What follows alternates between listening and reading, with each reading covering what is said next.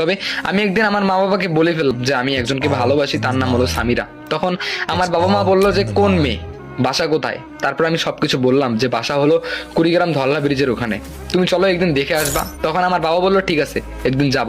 তারপর আমি সামিরাকে ফোন করে বললাম শোনো, আমার বাবা কিন্তু তোমার বাসায় যাচ্ছে। তখন সামিরা আমাকে বললো কি বললা তুমি? আমি বললাম যে হ্যাঁ, আমি আমার বাবা মাকে বলেছি, বাবা মা তোমার বাসায় যাইতে চাইছে তোমাকে দেখার জন্য।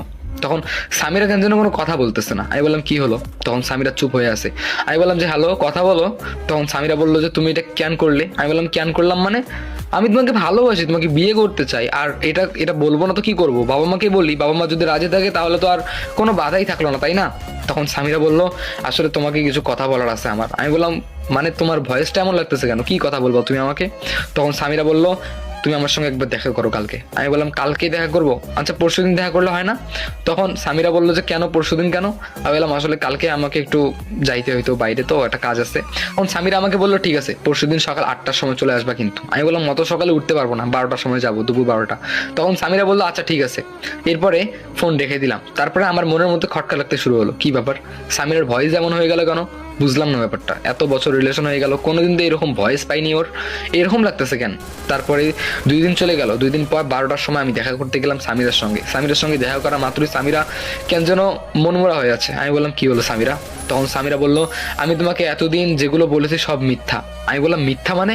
তখন সামিরা বললো আসলে আমি যে বলেছিলাম যে আমার বাবা আছে, আমি বলেছিলাম না তোমাকে যে আমার বাবা মা সবাই আছে? আমি বললাম যে হ্যাঁ। তখন সামিরা বললো আসলে আমার বাবা মা নেই। আমি বললাম নেই মানে? তখন সামিরা বললো সেদিন যেই মহিলার সঙ্গে তুমি কথা বললে তিনি হলেন আমার খালা, মানে আমার মায়ের বোন। আর আমার বাবা মা ছোটবেলায় মারা গেছে। আসলে আমি খালার কাছেই বড় হয়েছি ছোটবেলা থেকে, বাবা মার ভালোবাসা পাইনি। আর তুমি তোমার বাবাকে এত তাড়াতাড়ি বলে ফেললা তোমার বাবা মানবে না, আমরা গরিব, আর আমার বাবা মা নেই, তোমার বাবা মা কখনোই মানবে না, তোমরা একটু বড় লোক। আমি বললাম যে আরে পাগলি বলে কি বলতেছো? হ্যাঁ, আমি তো তোমাকে ভালোবেসেছি, ঠিক আছে? মানে আমি তো তোমাকে নিয়ে সংসার করব, অন্য কাউকে নিয়ে তো সংসার করবো না, তাই না? তুমি যদি মানুষটা ঠিক থাকো তাহলেই আনা, আর কাউকে লাগবে না। তখন সামিরার চোখ দিয়ে পানি আসতেছে। আমি বললাম শোনো, কান্না করো না পাগলি, আমি তোমাকে অনেক ভালোবাসি। তখন সামিরা আমাকে জড়াই ধরলো। এরপরে আমি সামিরাকে জড়াই ধরলাম, বললাম যে তাহলে আমার বাবাকে পাঠাই দেই। তখন সামিরা বললো যে আচ্ছা ঠিক আছে, তবে হ্যাঁ এখন পাঠাইও না। আমি বললাম তাহলে? তখন সামিরা বললো 1 সপ্তাহ পর, আজকে তো শুক্রবার, সামনের শুক্রবার পাঠাইও। আমি বললাম যে আচ্ছা ঠিক আছে। এরপরে সামিরার সঙ্গে আবার নিয়মিত কথা হতো। ঠিক করে ফেললাম সামনের শুক্রবার আমার বাবা মা চলে যাবে সামিরার বাসায় দাওয়াত নিয়ে।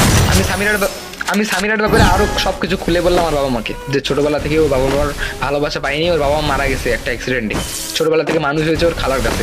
তখন আমার বাবা মা বললো মেয়েটার ব্যবহার কেমন? আমি বললাম যে অনেক ভালো ব্যবহার, আশা করি বিয়ের পরে তোমাদেরকে আর কোনো চিন্তা করতে হবে না। তখন আমার বাবা মা বললো ঠিক আছে, মেয়ে যদি ভালো থাকে তাহলেই হবে, আর কিছু লাগবে না।